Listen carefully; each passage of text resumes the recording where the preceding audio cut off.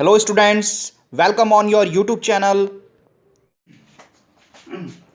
Now student today we are going to the thin film interference. इसको थोड़ा समझते हैं एक बार। देखिए क्या होता है, जैसे एक वाटर की लेयर होती है, उसके ऊपर अगर एक ऑयल ड्रॉप गिर जाती है, देन क्या होता है, उसमें से जो कलर्स होते हैं वो रिफ्लेक्ट होते हैं, यानी कि डिफरेंट डिफरेंट कलर्स हमको दिखाई देते हैं स्टूडेंट्स।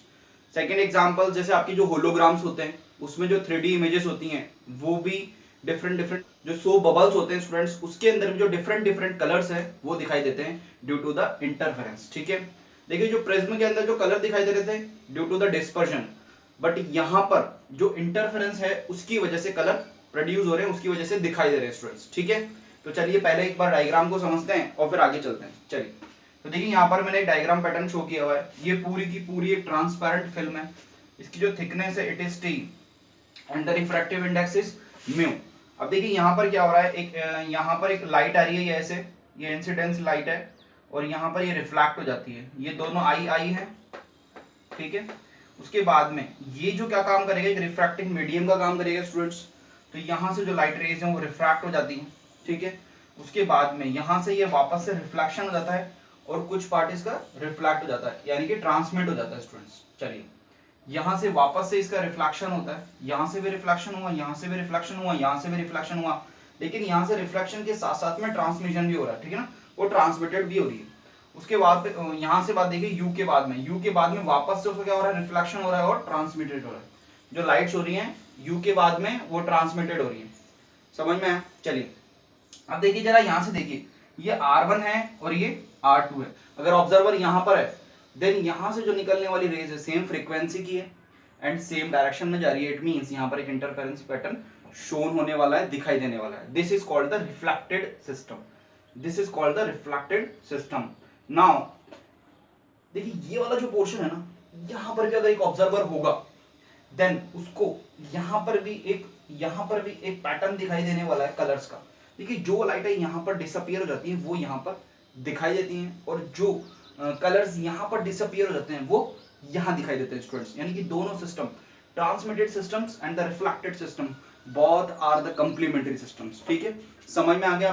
चलिए, अब अपन करने क्या वाले हैं सर, ये डायग्राम तो समझ लिया हमने।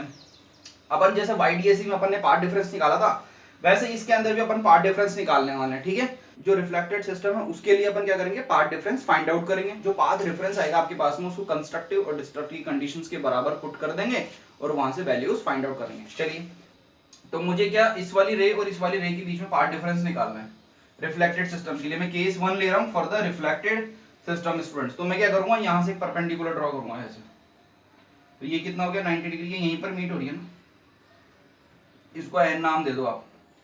अब देखिए स्टूडेंट्स, इन दोनों रे के बीच में जो पार्ट डिफरेंस है ना वो कितना है, एक तो ये वाला distance of QS plus SU in the medium minus distance of QN in the air. वापस से सुनिए, QS plus SU in the medium, medium के लिए, minus QN in the air. ठीक है, समझ में आ रहा है आपको? चलिए फर्स्ट केस के लिए देखते हैं अपन। जो पार्ट डिफरेंस है is equal to QS plus SU, किसके अंदर है, मीडियम के अंदर है ना, minus QN in air, air के अंदर। ठीक है, अब अपन को ये वाली दोनों क्वांटिटी चाहिए। अच्छा, मीडियम को अगर अपन किसी मीडियम को अगर एयर में कन्वर्ट करते हैं तो क्या होता है, उसका जो रिफ्रैक्टिव इंडेक्स है उससे मल्टीप्लाई कर देते हैं, जैसे ऑप्टिकल पाथ में करते थे अपन, ऐसा ही कुछ है। अब ये भी क्या बन जाएगा, एयर में बन जाएगा। ठीक है, एयर के लिए, और ये QN भी क्या हो गया, एयर के लिए हो गया। ठीक है, तो अपन को क्या करना है, तो QN फाइंड आउट करना है स्टूडेंट्स, और एक QS plus SU find out करना है और इसके अंदर पुट कर देना। तो चलिए स्टार्ट करते हैं अपन, है ना। नाउ स्टूडेंट देखिए, अपन सबसे पहले QS प्लस SU निकालेंगे, उसके बाद में अपन QN फाइंड आउट करेंगे। तो सबसे पहले अपन निकालते हैं QS और SU। चलिए देखिए स्टूडेंट्स, ये वाला ट्राइंगल और ये वाला ट्राइंगल आपको दिख रहा होगा, ये एंगल R है, ये भी एंगल R है। तो ये दोनों जो ट्राइंगल्स होते हैं ना स्टूडेंट्स, ये कॉन्ग्रुएंट ट्राइंगल्स होते हैं आपस में। ठीक है स्टूडेंट्स, चलिए अब सबसे पहले इस वाले ट्राइंगल में cos R फाइंड आउट करेंगे अपन, cos ऑफ R। तो दिस इज द थिकनेस। देखिए ये वाला यहां से लेकर यहां तक की डिस्टेंस और यहां से यहां तक की डिस्टेंस सेम है, ये T होगा ना, ये भी टी होगा। तब क्या करेंगे students, T upon this much, ये तो परपेंडिकुलर हो गया, ये हाइपोटेनस हो गया और ये बेस हो गया, तो यहाँ होगा टी अपॉन क्यू एस। ठीक है, यहाँ तक आ गया। यहाँ से अपन क्यू एस फाइंड आउट कर लेंगे, it is T upon cos of R. समझ में आ रहा?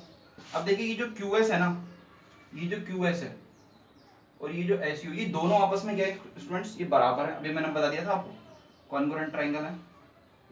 तो यहाँ पर ये वाली चीज तो अपने पास में फाइंड आउट हो गई, ठीक है ना, ये वाली चीज फाइंड आउट हो गई अपने पास में। अब अपन को क्यू एन निकालना है, तो क्यू एन निकालते हैं। देखिए Q N is equal to, देखिए इस वाले ट्राइंगल में देखिए ये आई है, ये 90, तो ये 90 माइनस आई होगा, और ये 90 है, तो ये वाला एंगल कितना हो जाएगा, आई।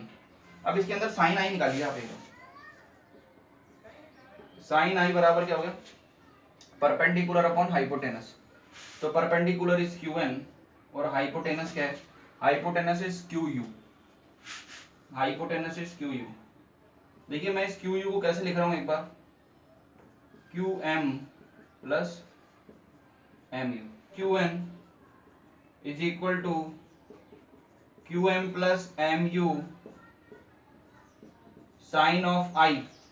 अब क्या करेंगे स्टूडेंट्स, क्यू एम निकालेंगे यहाँ से। तो क्यू एम निकालने के लिए मेरे को निकालना पड़ेगा टेन आर। क्या निकालना पड़ेगा, tan R is equal to Q M upon capital T. इस वाले ट्राइंगल में आप फाइंड आउट करना, आपको निकल जाएगा। तो Q M equal to T into tan are,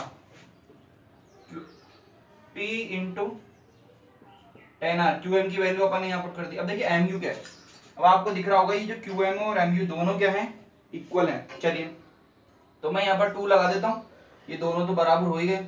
उसके बाद में साइन आई लिख देंगे, ठीक है। We know that the mu of is equal to sine I upon sine of R, ठीक है। तो सबसे पहले इस टेन आर को अपन कन्वर्ट करेंगे किसमें, 2t sine of R cos of R dot sine of I. इसमें ऊपर नीचे मल्टीप्लाई कर देंगे अपन साइन आर का। ऐसा क्यों कर रहे हैं स्टूडेंट्स, देखेंगे अभी अपन। देखिए ये जो क्वांटिटी है, ये वाली और ये वाली, ये क्या बन गया स्टूडेंट्स, म्यू। तो 2 म्यू टी, ये तो आ गया, ठीक है ना। अब देखिए ये साइन आई और ये साइन आई, क्या हो जाएगा, sine square of R upon cos of R. देखिए स्टूडेंट पार्ट डिफरेंस क्या था, mu, Q S plus S U, air के अंदर माइनस, वापस से क्यू एन, ये था पार्ट डिफरेंस अपन पास में, ठीक है ना। तो अपन ने क्यू एस की वैल्यू क्या निकाली थी, क्यू एस की वैल्यू आई थी अपने पास में T upon cos of R. मैंने आपको ये बताया था क्यू एस और एस यू दोनों क्या बराबर है, तो यहाँ पर मल्टीप्लाई कर दूंगा 2 का, माइनस क्यू एन की वैल्यू ये रही 2 mu T sine square R upon cos of R. तो यहाँ पर पार्ट डिफरेंस कितना आ गया स्टूडेंट्स, देखिए 2, ये वाला पोर्शन कॉमन ले लीजिए, 2 mu T upon cos of R, तो 1 माइनस 2 म्यू टी, तो यहाँ पर cos of r sin square r बच जाएगा। So we know that 2 mu t, अब देखिए यहाँ ये हो जाएगा cos स्क्वायर r, ये वाला जो टर्म है वो क्या जाएगा cos स्क्वायर r से एक cos r कैंसिल आउट हो जाएगा और यहाँ पर क्या आ जाएगा cos r। तो this is the path difference, this is the path difference. Now student देखिए यहाँ पर इस सिस्टम के अंदर ये जो बाउंड्रीज होती हैं ये रिजिड होती हैं, और due to the reflection at these sudden boundaries an additional phase change is the pi or the part difference is the lambda by 2 is introducing in this concept. So यहाँ पर क्या करेंगे अपन डेल्टा x, मतलब मैं आपको ये बताना चाह रहा हूँ कि यहाँ पर जो सडन बाउंड्रीज हैं, सॉरी रिजिड बाउंड्रीज हैं, उसकी वजह से जो रिफ्लेक्शन, उन पर जो रिफ्लेक्शन होता है उसकी वजह से भी एक पार्ट डिफरेंस क्रिएट हो जाता है एंड लैम्डा बाई 2 होता है वो, ठीक है। तो उसके लिए एडिशनल इसमें नेट लिख लेंगे अपन, नेट लिख लो या जैसे भी आप, प्लस लैम्डा बाई 2। अब देखिए कई बुकों में आपको प्लस लिखेगा, कई बुकों में माइनस लिखेगा, वो एन की वैल्यू पर डिपेंड कर रहा है कि आप क्या रख रहे हो बाद में जाकर, ठीक है ना, तो कोई फर्क नहीं पड़ता उससे। चलिए आगे देखिए, ये आपके पास में पार्ट डिफरेंस हो गया। अब अपन क्या करेंगे, ये रिफ्लेक्टेड सिस्टम के लिए निकाला है मैंने। अब इस कंडीशन को अपन किसकी, मैक्सिमास और मिनिमास, कंस्ट्रक्टिव और डिस्ट्रक्टिव कंडीशंस के इक्वलाइज कर देंगे। चलिए देखते हैं। नाउ स्टूडेंट देखिए मैंने यहाँ पर कंस्ट्रक्टर की जो ये अपने पास में डेल्टा एक्स से पार्ट डिफरेंस है उसको मैंने कंस्ट्रक्टिव की जो इक्वेशन है उसके इक्वल कर दिया है। तो यहाँ पर अपन निकाल सकते हैं आगे 2 mu T cos of R is equal to N lambda minus lambda by 2। इसको क्या लिख सकते हैं अपन, 2n minus 1 into lambda by 2, 2 mu T cos r where n is here 1 2 3 up to, ठीक है। अच्छा कई बार क्या होता है ये प्लस भी लिखा रहता है ना, तो प्लस अगर लिख दोगे तो आप यहां से 0 से स्टार्ट हो जाएगा, उससे कोई फर्क नहीं पड़ रहा। Now the second case for the destructive,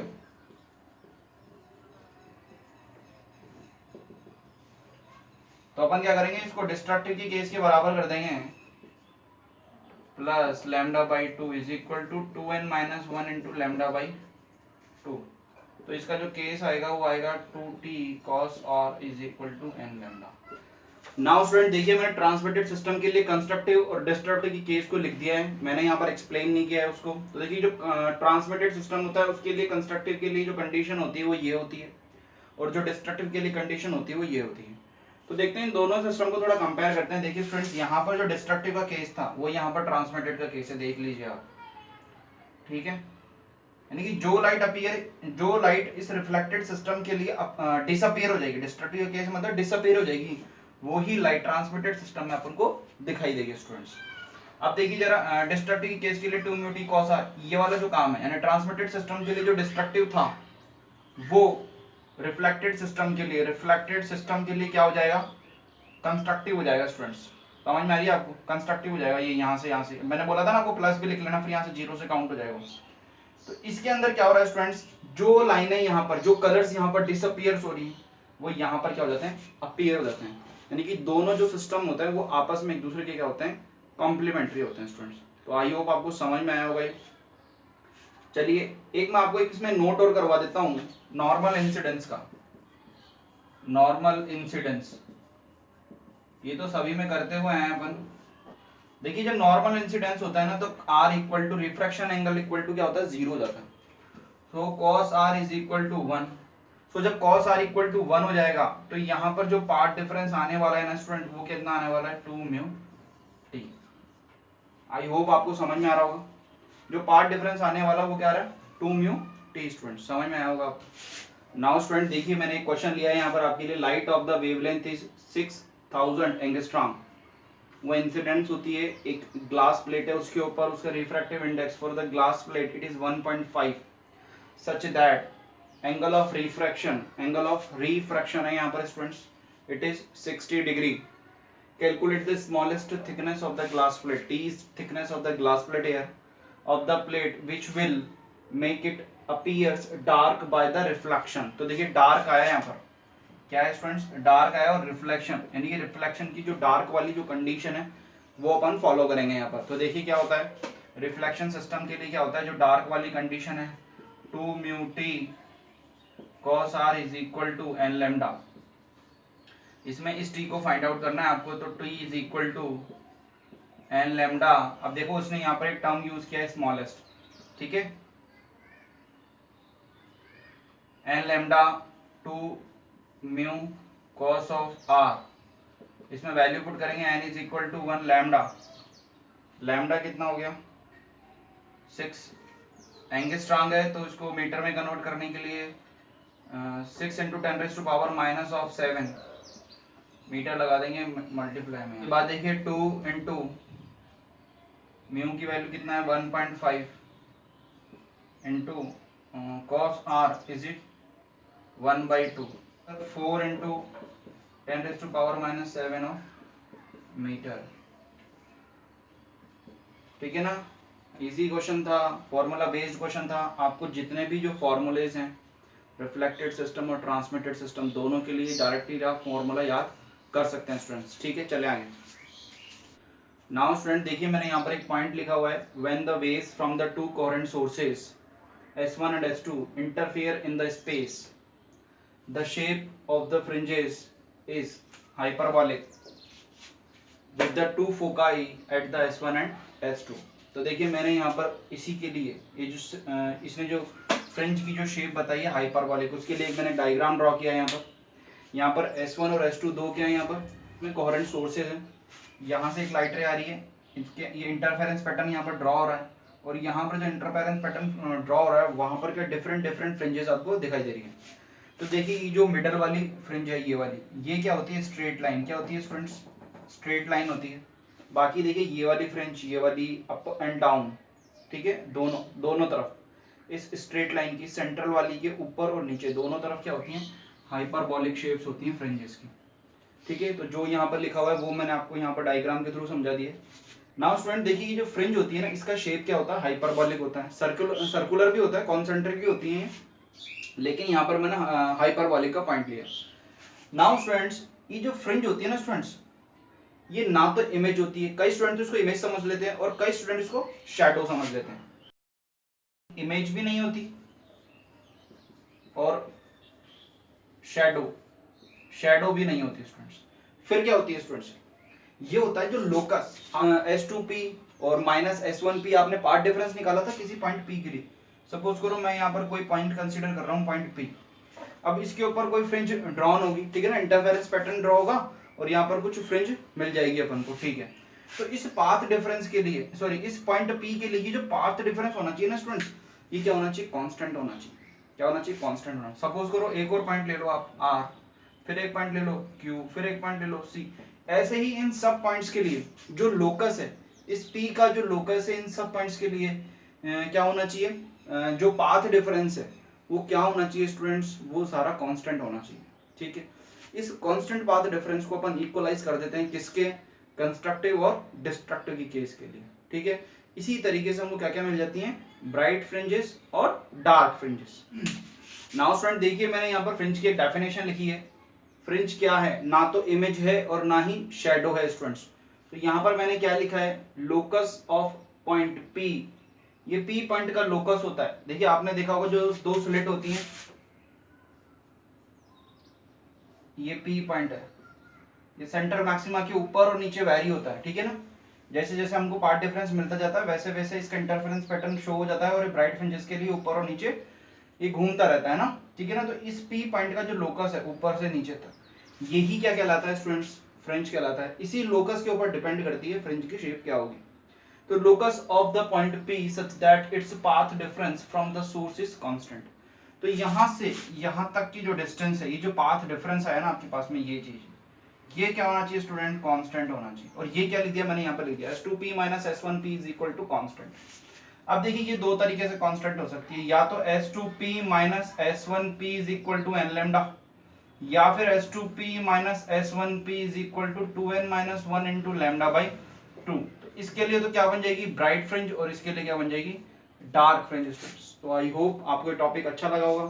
तो चलिए स्टूडेंट्स एक और क्वेश्चन करते हैं अपन। देखिए एक YDAC का अरेंजमेंट है आपके पास में और यहाँ पर स्मॉल d दे रखा है, distance between the slits it is 0.9 mm and the distance from the slit to the screen it is capital D, it is 1 mm। Slits are illuminated by the white light. White light के अंदर कितने colours होते हैं, सारे colours होते हैं ना, 7 colours नहीं होते, वो तो हमारी जो आई होती है वो 7 कलर्स के लिए क्या होती है, सेंसिटिव होती है, तो हमको 7 कलर ही दिखाई देते हैं। चलिए, white light reaching at y is equal to 1 mm on the screen। तो देखिए इसको मैं थोड़ा बता देता हूँ आपको। तो यहाँ पर ये S1 हो गया, ये S2 हो गया। तो सपोज करिए इसको यहाँ मतलब है ना 1 mm थोड़ा छोटा ही होता है ना, तो सपोज करो यहाँ ये 1 mm ले लीजिए, ठीक है। ये y हो गया अपने पास में। आगे क्या बोल रहा है, on the screen is passed through a prism. Prism से पास आउट हो रही है, वो क्या हो रहा है, यहाँ से पास आउट हो रही है prism. It's spectrum is obtained from the missing lines in the spectrum, find the missing lines. तो क्या पूछ रहा है आपसे, जो स्पेक्ट्रम के अंदर जो डिस्ट्रक्टिव की कंडीशन, देखो पहले तो यहाँ पर यही आ गया मिसिंग लाइंस का क्या मतलब होता है, डिस्ट्रक्टिव की कंडीशन लगानी है मुझे, बात समझ में आई आपको। तो क्या करना है स्टूडेंट्स, जो अपने पास में जो पाथ डिफरेंस आया था उसको डिस्ट्रक्टिव की कंडीशंस की अपन इक्वलाइज कर देंगे और वहां से जो लैम्डा की डिफरेंट वैल्यूज है वो निकालेंगे, एन की डिफरेंट वैल्यूज को पुट करके, ठीक है। तो चलिए करते हैं। तो देखिए पाथ डिफरेंस कितना आया था, सपोज कर लो ये पॉइंट P है, तो ये हो गया S2P, वही डेल्टा x। ये तो याद है ना आपको कितना है, delta x is equal to path difference is equal to y small d upon capital D। इसको डिस्ट्रक्टिव की कंडीशन की इक्वलाइज कर दूंगा, तो डिस्ट्रक्टिव की कंडीशन कितनी होती है, 2n - 1 इंटू लैम्डा बाई 2। बस कुछ नहीं करना है, लैम्डा की वैल्यू निकाल लीजिए यहाँ से। तो लैम्डा की तो यहाँ पर हो गया ये 2 ऊपर चला जाएगा, 2 y this much and d तो यहाँ पर है ही, ये आ जाएगा 2n-1 इंटू कैपिटल D। ठीक है, तो इन सब की वैल्यू पुट करेंगे अपन। 2 इंटू y कितना, y 1 mm 10⁻³ into small d it is 0.9 mm, तो इंटू 10⁻³ यहाँ भी कर देंगे। उसके बाद में कितना आएगा, 2n-1 को ऐसे ही रहने दो एक बार, कैपिटल D इज 1, इसको है ना 10⁻⁹ से और मल्टीप्लाई कर लो +9 से, तो ये नैनोमीटर में आंसर निकल जाएगा। ठीक है ना, 1800 2n-1 लैम्डा। अब क्या करना है, नाउ स्टूडेंट देखिए यहाँ पर n की डिफरेंट वैल्यूज मैं पुट करूंगा, तो n इक्वल टू आप सबसे पहले 1 पुट कीजिए, देखो 0 पुट नहीं करना है यहाँ पर, है ना, तो आपको 1800 मिल जाएगा। तो ये एक मिनट थोड़ा सा आपको बता देता हूँ, लैम्डा r ये होता है 700 nanometre and for the lambda violet it is 400 nanometre. तो देखिए इस रेंज में तो आ ही नहीं रहा, तो ये तो होगा नहीं, है ना। n is equal to 2, n equal to 2 रखूंगा तो ये आ जाएगा 600, लैम्डा इज इक्वल टू 600। तो देखिए ये मिसिंग हो जाएगी, तो ये मिसिंग हो जाएगी, इस रेंज में जो भी आएगा ना वो मिसिंग हो जाएगा। एक और निकालो, n इक्वल टू 3 पुट करो, ये अगर लैम्डा इक्वल टू 1800 3275, ये आ जाएगा 350 नैनोमीटर। अब n इक्वल टू 4 पुट करोगे ना तो इसके बाहर चली जाएगी वो रेंज। ठीक है, तो यहाँ पर ये दोनों जो लाइट हैं वो दोनों क्या हो जाएगा, मिसिंग लाइन्स है। ओके स्टूडेंट्स, आई होप आपको समझ में आया होगा। Best of luck.